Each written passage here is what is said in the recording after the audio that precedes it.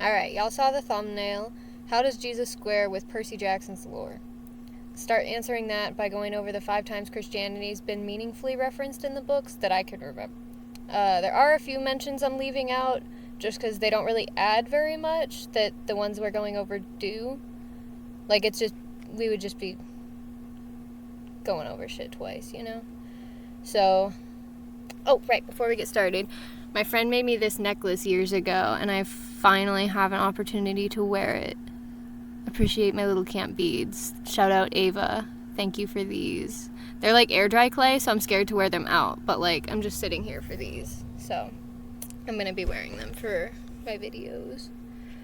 So, in The Lightning Thief, Chiron basically just kind of looks at the camera and is like, we're not going there. We're not doing that. But if you've only watched the show's conversation where Percy and Sally talk about that, and he does the whole, with Jesus, that didn't happen in the book. That was show exclusive. So in the book, she doesn't have a reason to explain anything until Grover shows up and we're dashing to camp, so she doesn't really get very much out to him before everything goes down, you know? So he arrives at camp with much less information than he has in the show. And so he's talking to Chiron. I'm going to paraphrase the setup a little bit, and then we'll get into the actual quotes. Chiron's telling him, like, yeah, basically the gods are real. They move around with civilization. Dionysus has some non-relevant lines.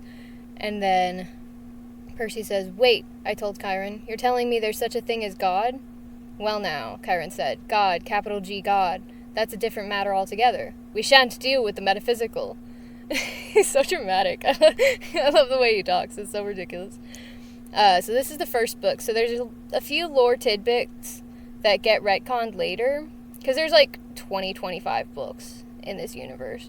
And this was the first one. I don't imagine that he had everything planned out from the start.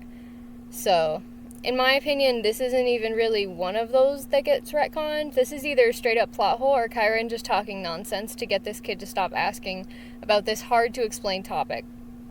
Since, like, Percy doesn't know anything yet. Like, we're not trying to deal with explaining multiple pantheons to this kid who's still figuring out the Greek gods are real.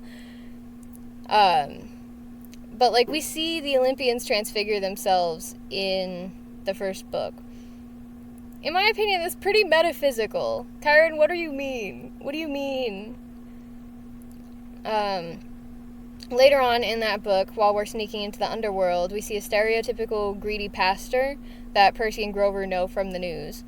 And it prompts Grover to explain a little bit more of how this stuff works to a still pretty disoriented Percy. But if he's a preacher, I said, and he believes in a different hell, ... Grover shrugged. Who says he's seeing this place the way we're seeing it? Humans see what they want to see. You're very stubborn, or persistent, that way. So this gives us, like, a little bit more about how the various belief systems kind of coexist a little bit. But we don't get that much more. And it's kind of quiet on this front for a really long time. The Heroes of Olympus has a few mentions of Catholics when they're in Italy and stuff, if I remember right. But there's nothing, like, lore-wise relevant to this video. If I remember right, though. Correct me if I'm wrong. The next time that we get anything meaningful about Christianity, Jesus, any of that, is Magnus Chase and the Sword of Summer. And we have the first direct confirmation about Christian deities. So, 749, what is CE? Common Era, said the manager.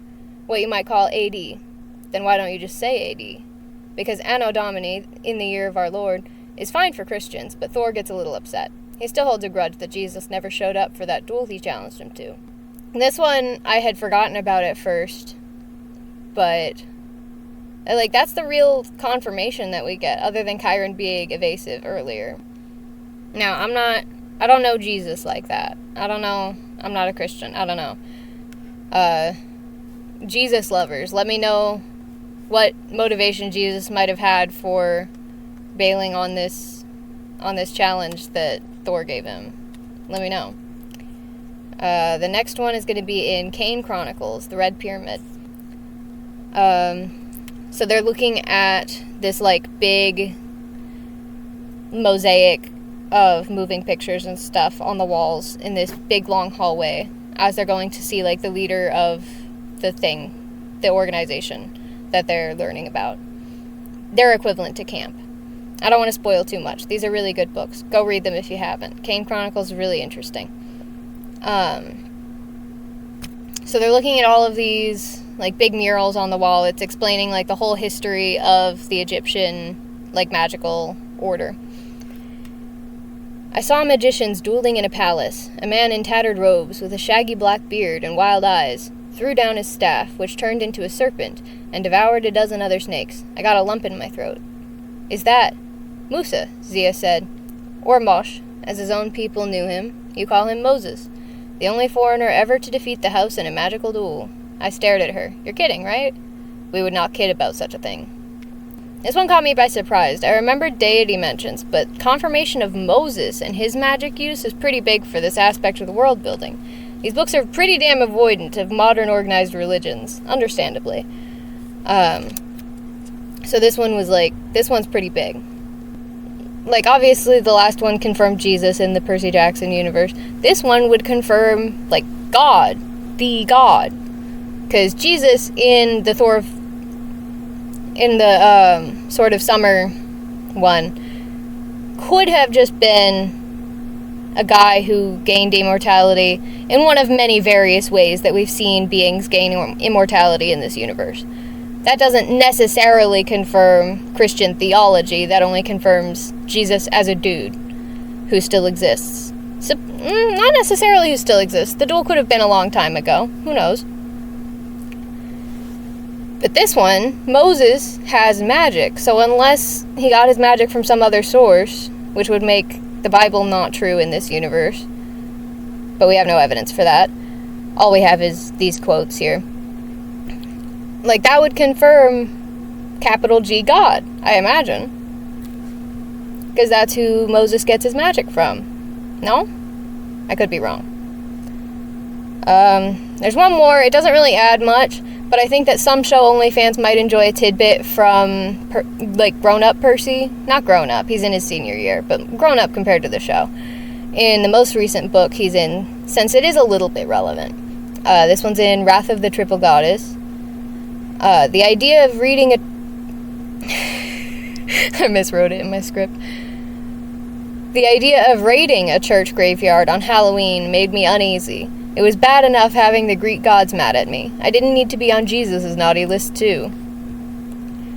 Which pretty much just tells us Percy's agnostic to, at least, to Christian Jesus. He does not want to be risking it, at the very least, which can't blame him. Can't blame him. I wouldn't want another deity on my ass either. So yeah, it seems to pretty much mesh in the same way that all the other mythologies do. We have Greek, Roman, Egyptian, Norse. I believe there are mentions of African, Mesopotamian.